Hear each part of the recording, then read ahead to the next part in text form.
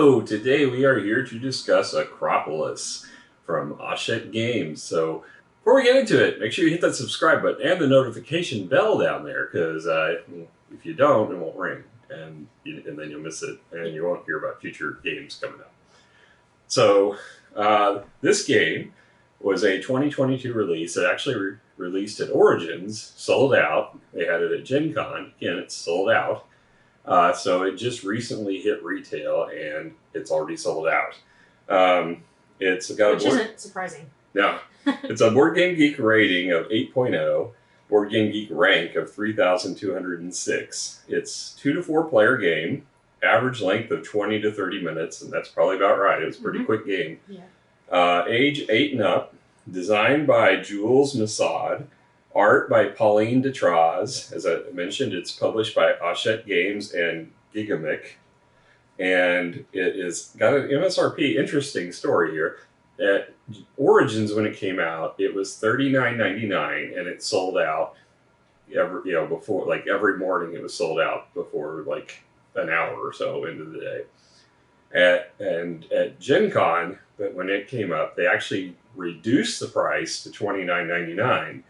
Surprisingly, and they retroactively went back and refunded everybody from Origins because they had credit card information, so they refunded everybody $10 for that, and I thought that was really awesome. Yes. So, mad props for Hachette Games. I really like them as a company. This one is already sold out at Card House at $29.99. They've got it notified whenever it's going to be back in stock. It's sold out at Miniature Market. It's on pre-order, though, for the next shipment. So you can still pre-order it for $29.99 at Miniature Market. I didn't check any other retailers. There may be some still out there to be had, but two of the bigger ones we frequently visit were both sold out. So it's available, but it's hard to find. Yeah. So I bet it will be back. So definitely one that was hot seller. As far as quality of components in the game, you get these 3 hex tiles. They're decent thickness for Teton tiles like that. And you did not have to punch them out. That was the best part. It already comes pre-punched, and they've got like dividers, a 3x3 grid in the box that these all set in, and then there's kind of a cut in where they have the starter tiles in. I thought it was really a clever way of storing it. And then they have, in the middle, there's kind of a bundle that contains these cheat sheets, which we'll talk about in a little bit, and the score pad that's kind of bundled together in the middle. Mm-hmm. But I thought it was a really clever way of shipping it. And then you've got your stones. Yes, just little pieces of wood, little squares. Nothing super spectacular. I mean, the tiles don't have a linen finish, neither do the cards. There's nothing outstanding about the quality. Right. I think I'll probably give it a 6. I mean, there's nothing that to me stands out. Right. Yeah, I'm also at about a 6 on it. I do appreciate. I'll fill in for Robert here and say that if you are colorblind, all of the different colors have different images, so you can tell from the image as well. Moving on to the theme. It's completely layered on. I mean, it's Akropolis. It's in the ancient Greece, but there's really nothing. This could be anything. It's a city tile laying game. That said, I like the colors. I like the looks of it, the little drawings, but there's not a lot of difference. I mean, it's just little buildings and little parks and so on, markets. Right. To me, the only theme link is the word Acropolis literally means high city. Oh, cool. And so you are stacking them. Yeah. But that's really it. Yeah, I mean, it's nothing intrinsic to the gameplay, but it is, it's a fun color palette that you get. And when we get to gameplay, we'll discuss more how it all works, but I like the mechanics of it. Yeah, I can't see giving it more than really I'll give it a 5.5 because I like the color palette and I think it's an interesting art. I was going to say I had a 5 on that. So, yeah. All right, so moving on to Rulebook. So the Rulebook is got a nice cover page, and it's got a little bit of a blurb about talking about the heart of the Mediterranean, rival cities seek wealth and glory, the most talented architects in ancient Greece stand ready to achieve this goal, and talking about building up your city. It's a 8-page rule book, which is a good length for this game. It's got a nice setup as far as the contents and how to set it up. But honestly, all you're doing is getting the tiles out. They all have on the back of them the number of players count for which tiles you use, so it's easy to separate them out. Yeah. And then how many stones you get to start with based upon player or turn order. And then it's just a matter of learning how to draft and lay your tiles, and for scoring. There is a nice big page of variants on the back if you want to make the game a little more complex, which I like that. Yeah. It's not hard to learn this game. It's definitely an entry-level game. And the rulebook does a good job with nice size font teaching you the game. I'll give it an 8.5 because I don't think there's much you can go wrong with this book. It's a simple game, and it does an effective job teaching it. All right, moving on to the gameplay. So you have a starter tile buried somewhere in here. Here's one. It looks like this. It's got a little blue star plaza in the middle, and then 3 stone-producing buildings on the outside. So there will be a draft tile list in the middle of the table. Based upon the player count, it will vary, but it'll be 2 more than the number of players. Someone will have this marker as the chief architect. They will get to draft the first tile. They can take the first tile in the line up for free, or they can pay stones for additional further down the tiles, but you have to pay 1 per. So if you're the first player, you would only have 1 stone to begin the game, so you would either have your choice of the first tile or the second. Now, anytime you build, you can place that tile into your... the first tile is going to always be on the first floor, but you can build it, later ones up subsequently higher. So if I put it here, then it would go around the table. Each one would draft a tile. And then as the chief architect, I would get to draft between the last 2 tiles. So I would get 2 tiles on my round as chief architect. So if I built this one, I could put it on the first ground floor, or I could build it onto the second level. And when they build them higher, each tile in that on that level will be worth 2 points at the end of the game if they meet the scoring criteria. Anything you build on the first floor will be worth 1. And in this case, I would have covered 3 of the stone-producing tiles, so I would get 3 of these stones for later use in the game. So that's super important to keep track of, because you don't want to run out of those stones. I know you ran out at one point in the game, and it cost you because you had to take that first tile. You had no choice. Right. So you want to keep a supply of stones available to you during the course of the game. And if you don't use them, these are worth a victory point each at the end of the game. So you keep drafting until the supply of tiles runs out. In this case, we'll have 1 left over. There will be another pile we'll just pull up at random, and then we'll divvy them out. And then we will start drafting with the next player being the chief architect. And we'll keep drafting until we end up with a region that looks like this at the end of the game. Once all the tiles but 1 are gone, we do a scoring round. Now, there's nice cheat sheets for this. Yes. Should have mentioned them probably during the rules, but they do show you how all the tiles score, and then they also on the back show you the variant rules. So if you want to play the variant, the more difficult version, it's got that on the back.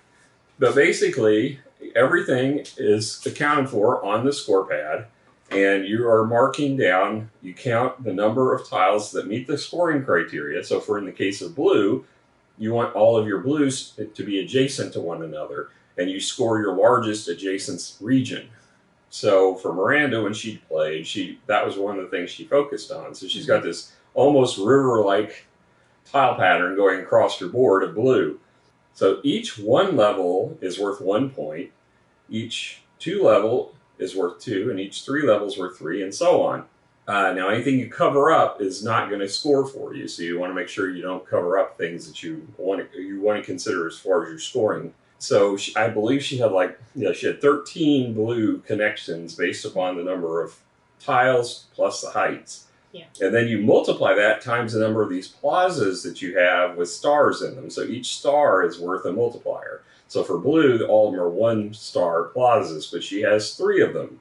So she had 13 tiles times 3, so she got 39 points out of her blues alone.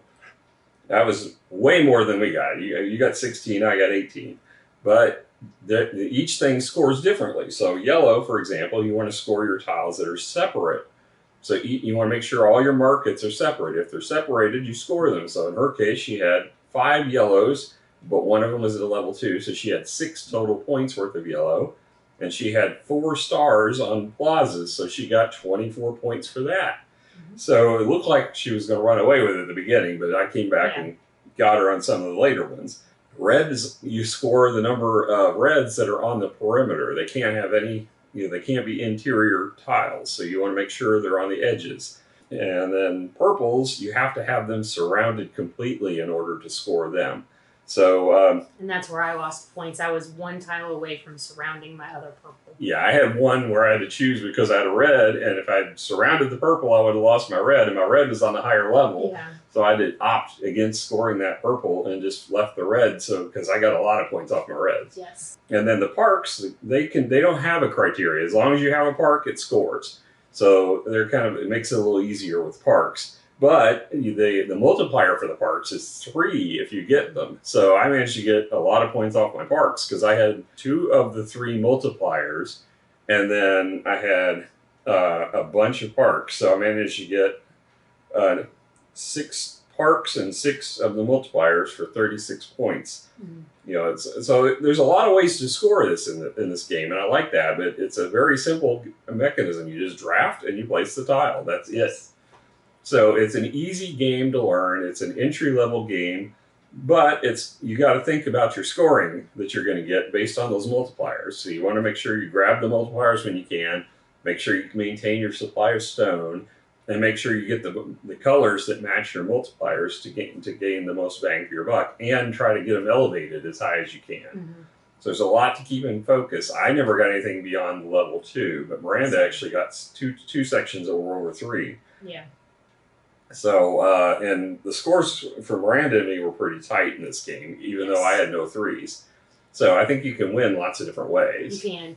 I kind of acted as a control in this instance, not intentionally. But what I was doing was trying to make sure I had a little bit of every color on the board to see if that would do anything. And apparently it does not. You need to focus on 1 to 2 colors. Yeah, I think you're better off strategically to choose, get your bonuses. I kind of let the bonuses drive me. I was originally going to do purples, and then, Miranda, of course, being the purple meister, I should have known that was a mistake. Right. Never set to the left of the person that's going to take all your purples. But I'm surprised that she went for purple and blue and not purple and green, honestly. Well, purple and blue are her 2 favorite colors. All right, okay. So she took her favorite colors, but I saw blue was only worth 1 star, so I was like, well, I'll go for the reds and the yellows, and the greens just kind of fell into it. Yeah. Because I had the opportunity to snag 2 of the multipliers for green. I'm like, well, I'm going to gather some greens then, made it worth 6 points each. So yeah, I really like the way this game flowed. It's very simple, very quick game. So if you need, you got a few minutes while you're waiting for people to gather, this is a great game to get out and play.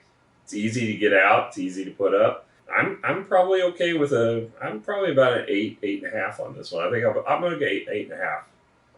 I'm at probably about an 8 on it. And there's room for that to improve too. I need to play it another time or 2, I think, and kind of gauge. But yeah, I mean, it's based. I probably give it 8 overall, but 8.5 because for an entry level game that you want as a filler, I think this is just an easy game to get out. Yeah. I mean, it's not super exciting as far as the different actions you can take. But, the thought of the math behind it, I like. So. Yeah. There's definitely some strategy involved. Yes. So it's definitely not mindless. You'll find yourself trying to figure out where should I put this tile after you get it. And I know that you had to spend some time thinking about what's the best way of orienting it. Yes. And I was trying to figure out how do I get up to the next level without covering up points.